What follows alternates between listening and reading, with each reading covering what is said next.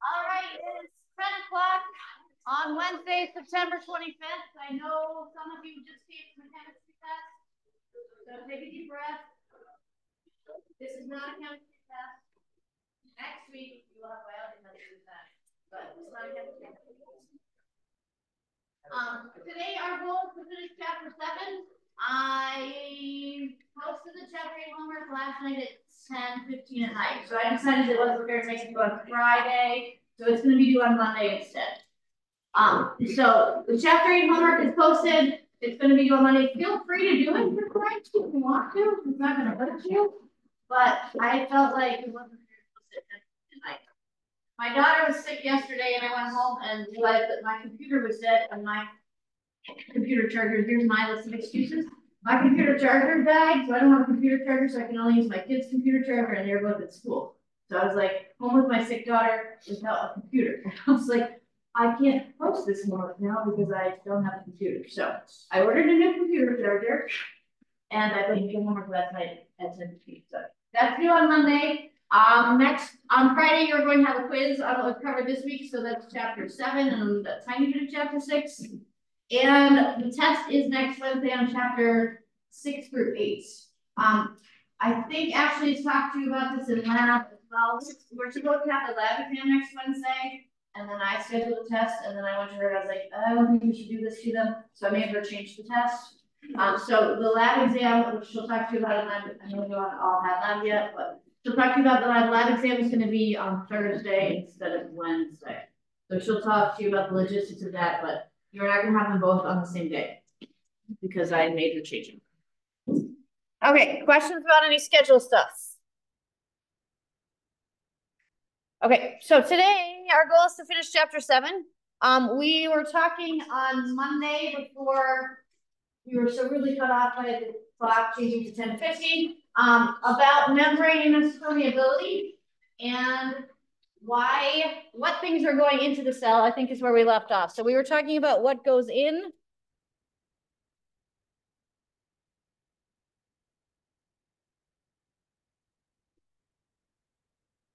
We were talking about things that have to enter the cell through the membrane. The membrane is selectively permeable. So it's controlling, to a degree, it has control over what comes in and out, which is important because it makes the cell function. So what are some of the things that we said need to go into a cell? Nutrients like sugars,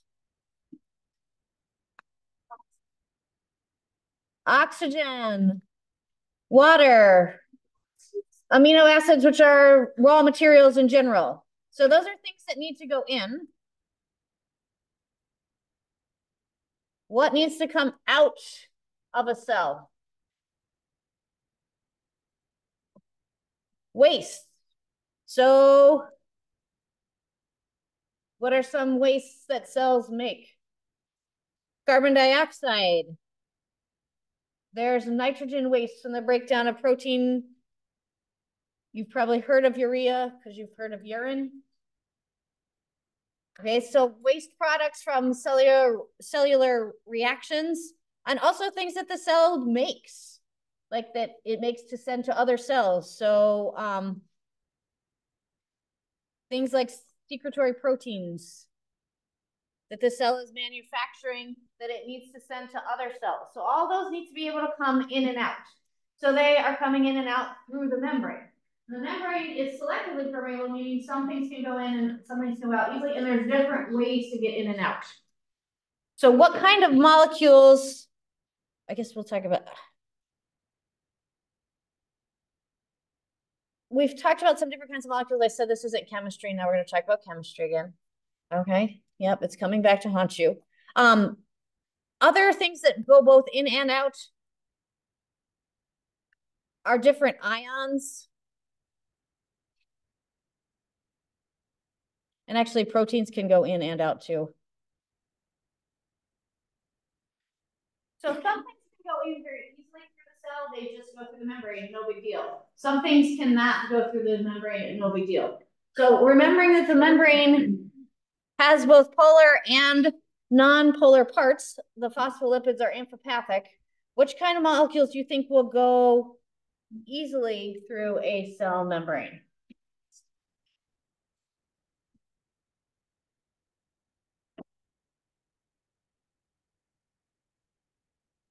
You just had a test, most of you, so I'll be nice. Okay, nonpolar molecules.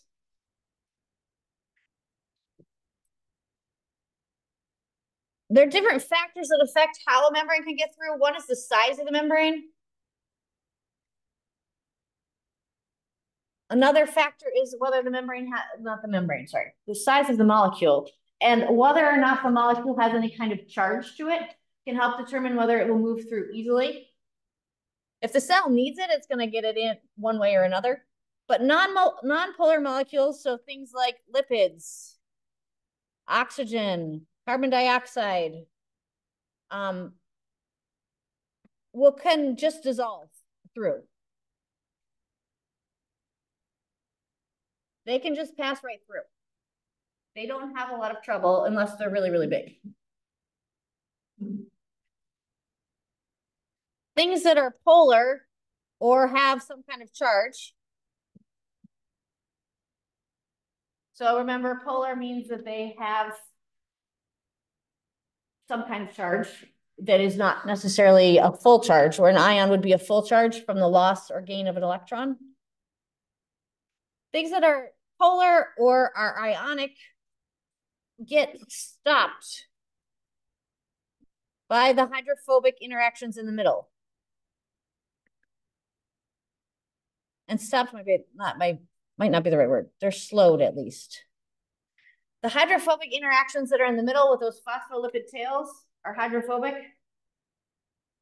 Those hydrophobic tails make it harder for things that are polar or things that have a charge to pass through. So that slows them down. So a lot of molecules that are polar or ionic, which includes things like sugars, all the ions, can get through, but they can't go easily and fast. They don't go through in a fast way. And so they're going to use different methods to get through. And I feel like we want to go to the next slide. Yes. So that's not on there, is it? So this is showing you some basic categories of interaction. We're going to start with the things that are easy and work to the things that are harder. Okay, so on this left side, we're seeing different ways that molecules can get into a cell or out of a cell. These are what we call passive transport.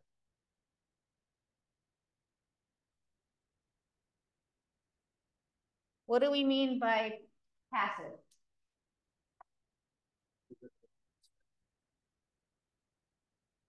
There's no energy involved. It's something that just happens. Sometimes people like to learn passively. They feel like if they come to class and just are here, that the material will just go into their heads. Okay, this doesn't happen. It's not a concentration gradient of knowledge that just comes into your head based on the concentration gradient. But learning requires energy. Thankfully, not everything in your body requires energy. So passive transport means we're not using any energy, so the cell doesn't have to make any investment. And we're going to talk about 3 different kinds of passive transport. What do you notice about these molecules? What are they passing through? How are they passing through? What part of the membrane are they passing through? They're passing through the phospholipid bilayer. So there are things that can just go right through that phospholipid bilayer. And this process is the first kind of passive transport we'll talk about, which is diffusion. So this is what we call simple diffusion, because it's just simply going through that phospholipid bilayer. So this is showing you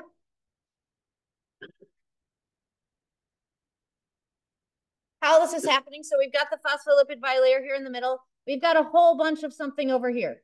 So something that say is non-polar and it's going to pass through the membrane easily. So let's say this is a whole bunch of oxygen molecules.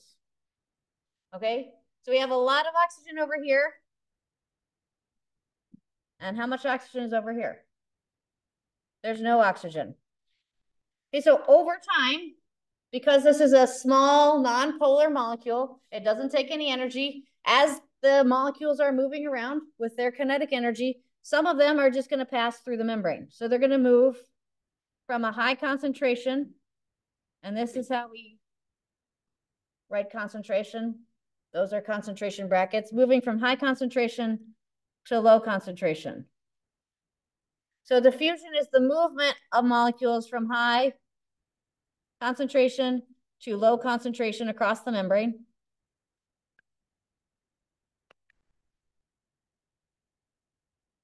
Until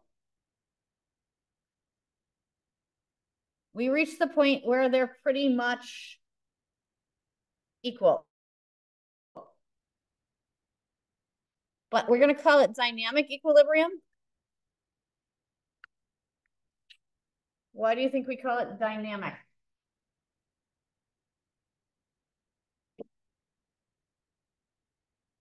They're still moving around. This one might go in, and this one goes out, and this one goes in, and that one goes out. So they're still passing through the membrane, but they're going to stay at pretty much equal concentrations. So that dynamic equilibrium, they're going to be at equal concentrations, but still passing through the membrane. Does that make sense? If you think about if we put a square on the floor and I said, all of you need to stand in one square, it's going to be uncomfortable, especially if you're a molecule and you have to be moving around. So you're going to want to spread out. So they want to spread out. They want space and they want to be as spread out as possible. So they're going to move to this dynamic equilibrium. So that's diffusion. There's this kind of specialized, I should say, this is simple diffusion. There's a specialized kind of diffusion known as osmosis, which is extremely important to your cells. What is osmosis? The movement of water. So it's diffusion of water.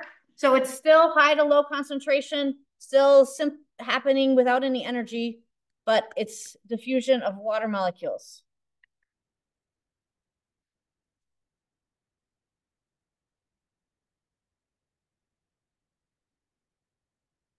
So people talk about learning by osmosis, and I'm like, well, you didn't learn what osmosis means if you say learning by osmosis, because osmosis only refers to water. You should at least say learning by diffusion. If you're going to learn by one thing, a process of high to low concentration, it's diffusion, not osmosis. And Osmosis Jones does not just talk about water either. So I have issues with that movie. Are you too young for Osmosis Jones? It's old though. Like it's been around for a long time. Did you watch it in science class? My daughter watched it in science class. So that is one kind. This is one kind of passive transport. Simple diffusion and osmosis is really, we're kind of counting as a second kind of passive transport. Sorry, this is in my way on my screen and not on yours. Go away. Another kind of passive transport you'll see over here. How does this look different? What's involved in these kinds of passive transport? Yeah, remember we're talking about the cell membrane. The cell membrane isn't just phospholipids, it also has proteins. So when we involve proteins in passive transport, it's what we call facilitated diffusion. Because the protein is facilitating it happening. So facilitated diffusion is still diffusion. We're still not using energy. We're still talking about moving things from a high concentration to a low concentration, but it's moving through a protein rather than moving through those phospholipids. And you'll see here there's actually two different kinds of proteins that are involved here. So this kind of protein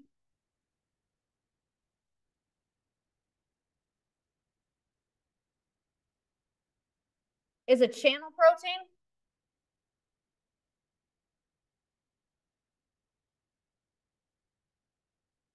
So it's just literally like a tunnel. These proteins are specific though to certain molecules. So they're only going to let certain molecules through. So they're specific to, if it's a channel protein, it's going to be specifically only letting one thing through.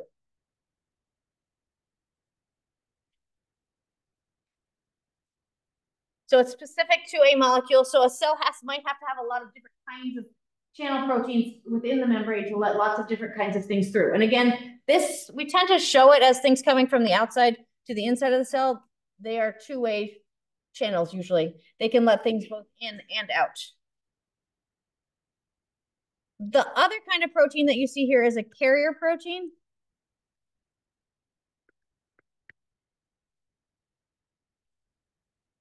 So you can see it can kind of almost change shape. So it can open and close still without the use of energy. It's open until a molecule comes in, then it changes shape to open on the other side. So this molecules can move freely through a channel protein.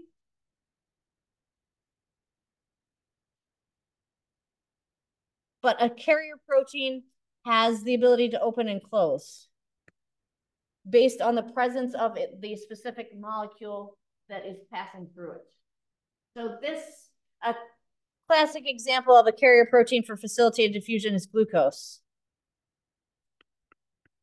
So glucose can enter the cell only through a specific carrier protein that is specific to glucose.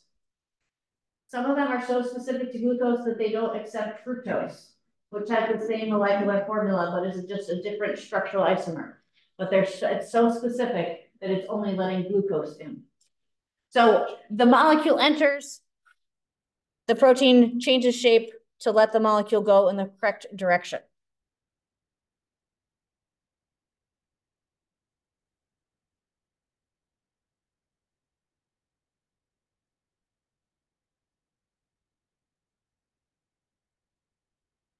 I think I want to say that when we talk about active transport.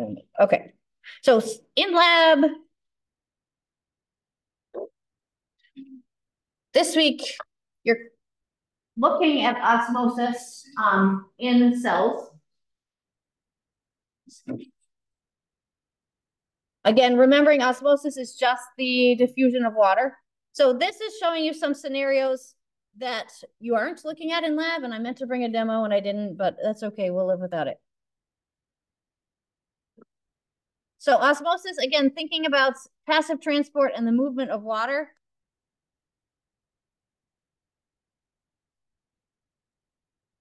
This is just showing you a tube that is shaped like a U. And all these little green things are sugar molecules. So there's a selectively permeable membrane in the middle. And you can see the water's at the same level, but there's more sugar over here and less sugar over there.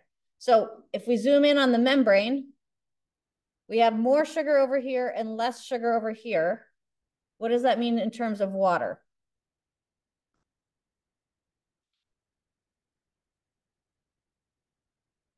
If we have less sugar, we have more water, right? It's the same volume of solution. So we have a lower concentration of sugar, but a higher concentration of water. On this side, we have a higher concentration of sugar, so we have a lower concentration of water. So which way is water going to move through this membrane? Which way will it move? There's an arrow there telling you, in case you didn't know.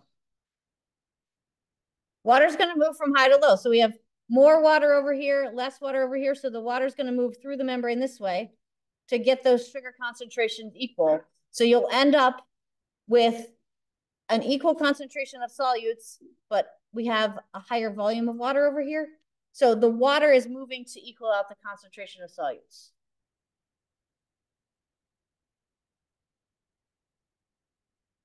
Which in this case, we're talking about sugar. So the water's moving through the selectively permeable membrane in this direction to even out the concentration of water. So that's an artificial situation. This happens in the cells, and this you looked at or will look at in lab this week. So we're going to talk about the idea of tonicity, and you're going to talk about it in lab, and you're going to think about it, and you're still at times going to question your thinking about it. Tonicity is just referring to the ability of the environment, the surrounding solution, so whatever's around the cells, to cause the cell to gain or lose water. So it's referring to the concentration of solutes, but the ability of the environment that's around the cell to cause the cell to gain or lose water. And the tonicity depends on, or the movement of water depends on the permeability of the membrane and the concentration of the solute. So we're going to talk first about animal cells and then about plant cells. Why are animal cells and plant cells different when we think about water movement? What structure would make plant cells and animal cells respond differently to water movement? The wall. The cell wall. So plants have a cell wall, plant cells have a cell wall, whereas animal cells don't. So we'll talk about animal cells first, and we're going to start talking about cells that are in a solution that is hypotonic. Hypotonic, hypo means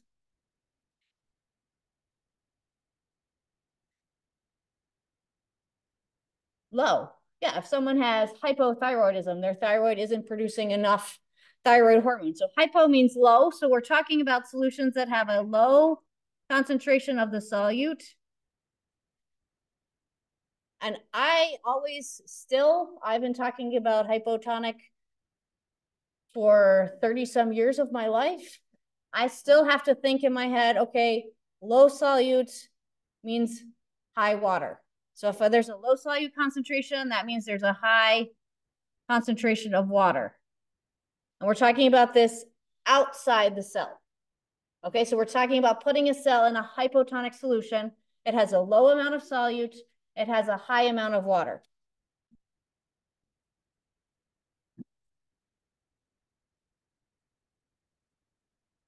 So we've got a red blood cell here, and you are looking at this in lab this week, not under the microscope, but you look at it in a tube. So if the cell is in a solution, in a hypotonic solution that has a low concentration of solute and a high concentration of water, what does that mean is inside the cell? If it's a low concentration of solute outside the cell, that means it's a higher concentration inside the cell for the solute.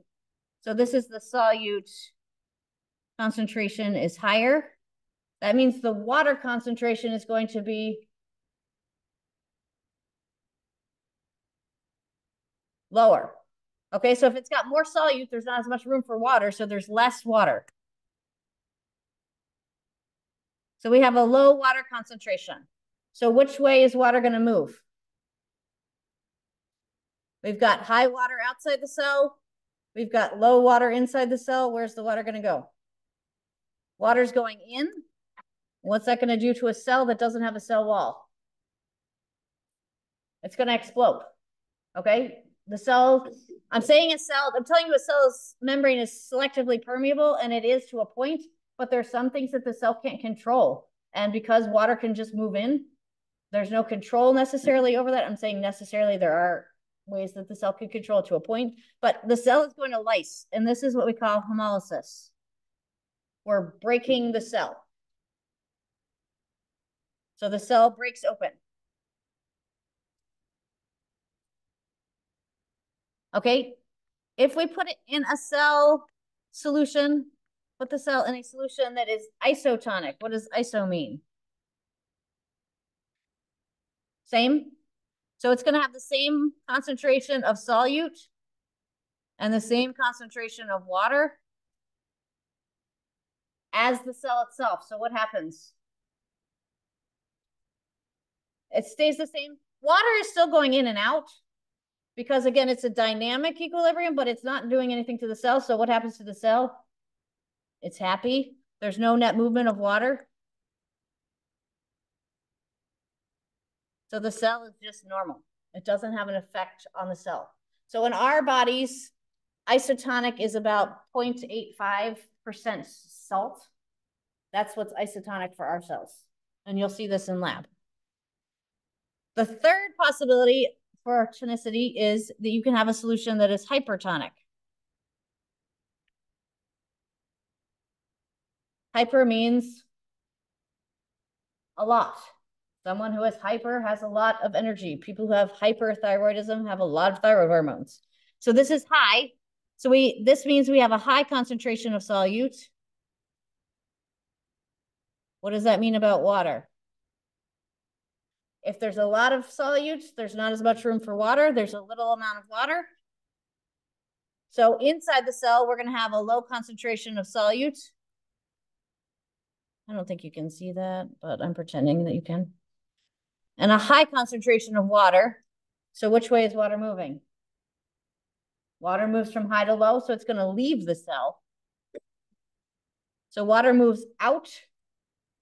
And what does that do to the cell? Again, it has no cell wall to protect it, so it's going to shrivel up. It's called crenation. It shrivels up. So you observe this, or you will observe this in lab today or tomorrow. You'll have test tubes that have blood in them, and you're going to observe what happens to the red blood cells when you put them in different tonicities. So hypertonic, water leaves. Hypotonic, water comes in. How do you remember that? You can figure it out. Someone told me once they remembered hypotonic, they thought about hippos, and hippos are big, and so it makes the cell big. Okay, this is the way that I learn things.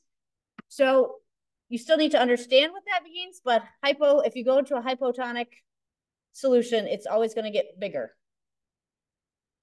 If it's an animal cell, it's going to explode. It's going to lyse. And that gets a little complicated when we get into plant cells because our terminology is annoying. Okay, so plants. Here we've got a plant cell which has a cell membrane, so same idea, water still can move in the same way, but it's got that cell wall that provides that protection and shape that prevents cells from like totally overreacting to the situation. Okay, so if we have a hypotonic solution for a cell, which way is water moving? It's still going to move in. So it's not changing the way that the water moves. What organelle is going to be taking most of that water? It's going to go into the central vacuole. So the central vacuole can get bigger, but it can only get bigger to a certain point because it's got that rigid framework of the cell wall. So these cells are not going to explode. They're going to become turgid. It's also sometimes you might hear the term turgor pressure. It's a U. And that's actually what cells like, because I don't know if you've ever seen a wilty plant. It's not really a happy plant. Cells like to have that hypotonic solution. That's why we water plants with straight up water, because that will enable the cell to take in water and keep its firm structure. I meant to bring my wilty celery, that it's not a happy celery. That's been sitting around as a demo, but I did not. If it's in an isotonic solution, water's moving in and out. That keeps the central vacuole will actually shrink a little bit, and it makes the cell flaccid. That's floppy.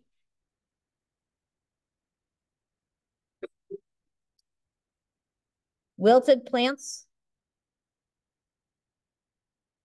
You may also observe these in lab because I haven't watered the lab plants. Okay, they need a little hypotonic solution. I need to dump some water on them so they can fill back up their central vacuole and have the correct sugar pressure in them. But water, again, still moving in and out. There's no net movement of water. It's just not enough water to keep that central vacuole plump. I don't know if plump is the right word. Full. If you put a plant in a hypertonic solution, which you're also going to do in lab, or already did in lab, you put 30% salt solution on there. 30% salt is a really high solute concentration. So what happens to the water? Water's moving out. Again, it's not that the cell is going to collapse, because it can't, because it's got a cell wall, but you can see the membrane starts to pull away on the inside. And you'll notice that under the microscope when you're observing it in lab, you'll start to see the chloroplasts start to like clump together because there's just not space in there because all that water has left. And this is what I don't like. We call these cells plasmolyzed. Plasmolysis. So we talk about red blood cells exploding as hemolysis in a hypotonic solution. And then we talk about plant cells shrinking and plasmolyzing in a hypertonic solution. So I think that can be confusing. So organisms have different ways to deal with osmosis. I said they don't have control over water moving in and out necessarily, but there are some organisms that do have some control, and we have to have some control because, again, the idea of maintaining homeostasis means you need to have the correct, what we call osmoregulation. So you're regulating the amount, I meant to say regulation.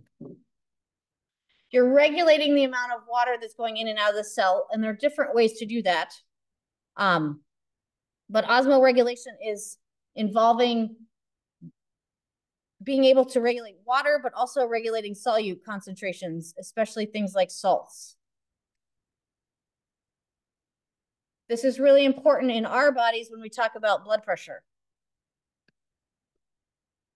Your body produces lots of different hormones, and your kidneys do lots of work to keep your water balance appropriate so that your blood pressure maintains the appropriate, your blood pressure stays within the appropriate range. If you've ever known someone with high blood pressure, what do they always tell them not to eat? Salt. Because if the more salt you have in your blood, the more water is being pulled out of cells and being pulled out of the waste products. More water in your blood vessels means you have higher blood pressure. So there are ways that your diet can affect your blood pressure.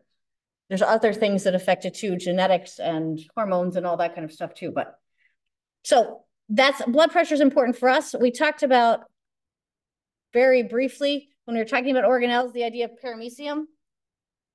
Paramecium have a special organelle that lets them control water.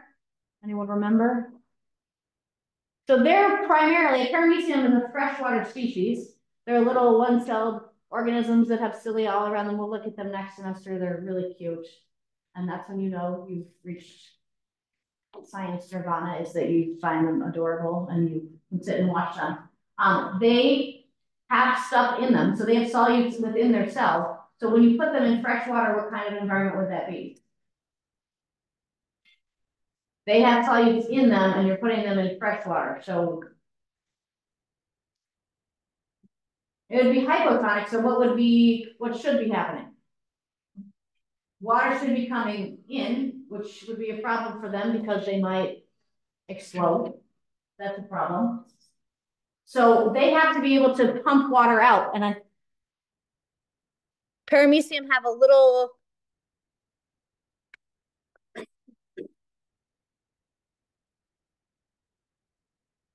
specialized vacuole called the contractile vacuole that can contract and actually pump water out. And that prevents them from exploding in hypotonic solutions.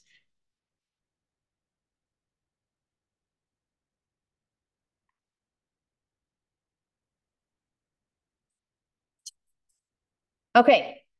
If passive transport requires no energy, what is the opposite of that? Active transport. Can I spell it? No.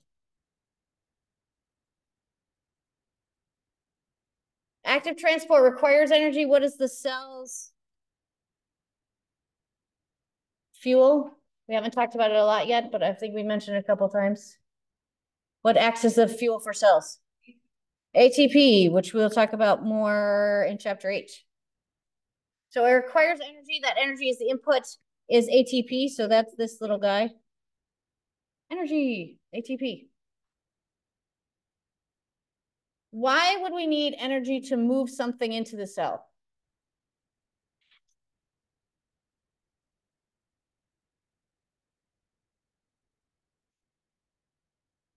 So one reason that we might need to use energy is to move things the wrong direction. So the right way, the easy way is high to low.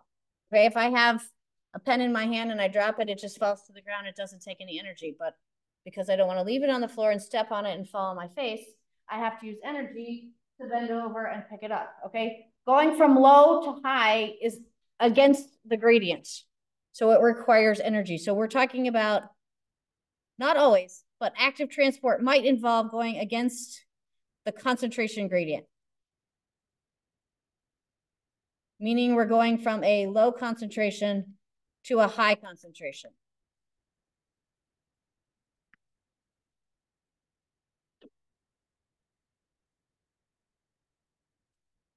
And this has to happen through proteins.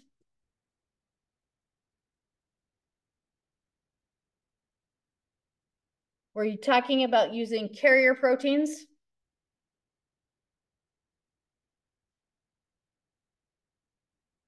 And the classic example of this in terms of going against the concentration gradient is what we call the sodium and potassium ion pump. So for things like nerve signaling, struggling for the word here. Sometimes we have to make things go the wrong way to be able to send the message. So the pumps have the ability to say, okay, there's 2 over here and there's 5 over here, but we need more. So they have the ability to move things against that gradient using energy, using that ATP molecule. So the sodium potassium ion pump will move potassium in and sodium out at the same time. So trying to save energy by moving them both at the same time, and being able to move them against the concentration gradient. Some other ways that we can move things. So just remembering with active transport, if we're going against the gradient, or it can be something that has a charge that's just hard to move through the membrane anyway. We can also talk about moving big things. So the idea of bulk transport, this is still active transport.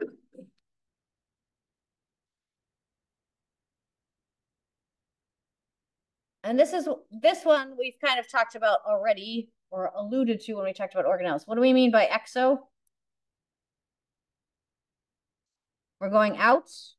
Cyto means cell. So this is the process of moving something out of a cell. And again, we've kind of alluded to this. So imagine the nucleus is here. So we're in the endomembrane system. What organelle would this be? Next to the nucleus. Oh, sorry.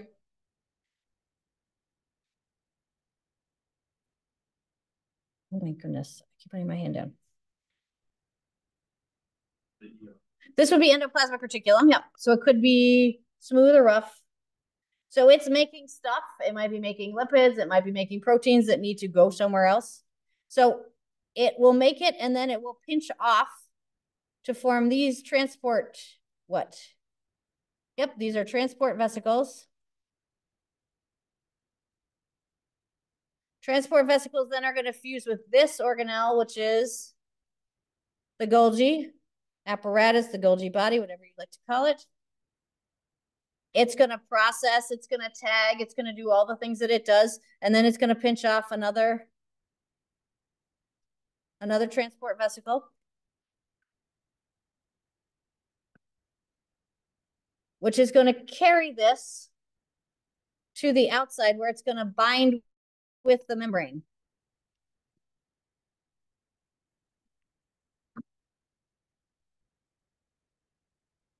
So the vesicle itself will just fuse, the membrane of the vesicle fuses with the membrane of the cell, and that allows it to release its contents out of the cell. So we have gotten it, we have gotten it out of the cell. Why would we use exocytosis instead of just simple diffusion or something?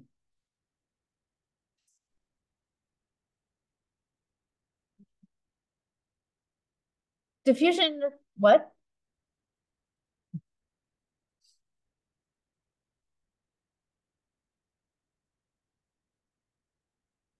If we need to move something that's big, so this can happen with large molecules that won't be able to diffuse, or a lot of something.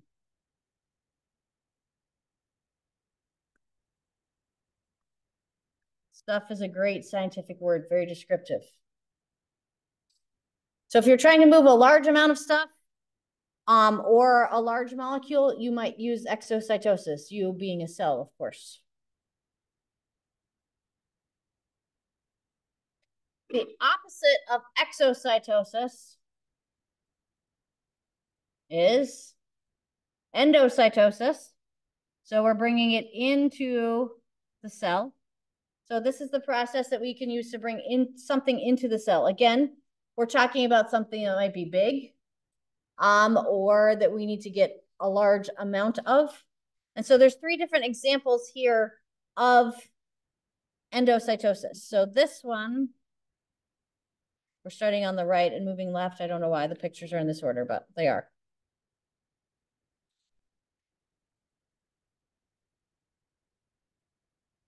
Phagocytosis is a way to bring in large molecules, especially things like food. So this is a food vacuole, so this would be food. It could be a bacteria or a protist that needs to eat bacteria. So some kind of large molecule. This is showing you an amoeba. So the membrane itself is going to change shape. What is going to help it change shape? What part of the cell helps move the cell membrane and change the shape of the cell? Pili are more for attaching externally. Yeah, so the cytoskeleton, the different kinds of filaments of the cytoskeleton can help move it around. So they're going to move, it's going to move the membrane to the point where it is actually surrounding the whole food vacuole, and then it's going to kind of pinch off and form its own vacuole. So that membrane, it will come in contact with the food, and then it will just kind of ooze around it and then enclose it, bring it into the cell. And what's going to happen from there depends on what it is, but digestion, what kind of organelle would help with digestion?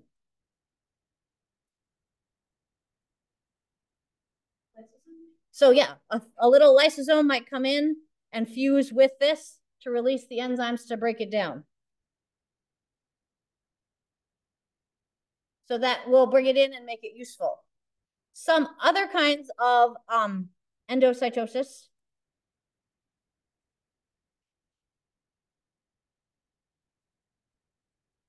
So pinocytosis.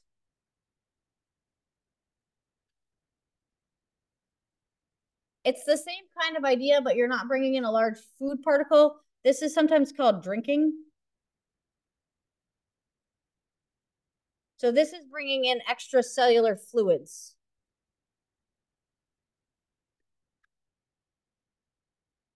So this is the way the cell drinks. So it's obviously not just drinking for the sake of water here. It's bringing in specific molecules to be able to use them for whatever it needs them for. So those could be raw materials that are floating in the extracellular fluid, hormones, that kind of thing. And then the third kind, bless you, is receptor-mediated endocytosis. I don't know why you made that noise at me. And this is a way to get a specific substance in the cell. Not that the other ones aren't, but that specific substance is going to bind with receptors. So you can see here, this is a receptor, some kind of possibly like a glycoprotein. It has a very specific receptor. It's triangular shaped. So this little molecule that we want will bind to that receptor. So these are all bound. After enough of them have bound, enough of these desired molecules have bound, then it will cause the cell to form this little pocket, which again is then going to pinch off and form a vesicle of whatever that little purple triangular molecule is. All of these are considered active because you're having to move the cell membrane. It's going to require energy, use of the cytoskeleton. All of that is going to involve energy. So these are active transport ways to get things in. So there's going against the gradient, exocytosis, and then the 3 different kinds of endocytosis.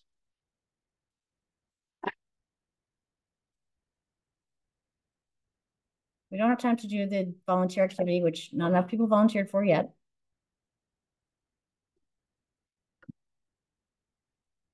So I think we are not going to do this yet.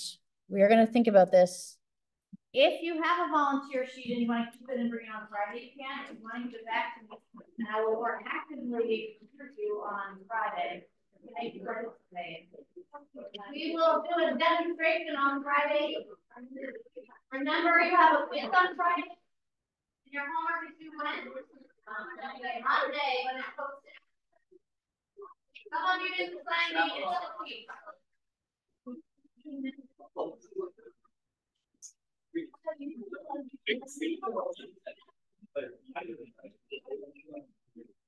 That needs to be also.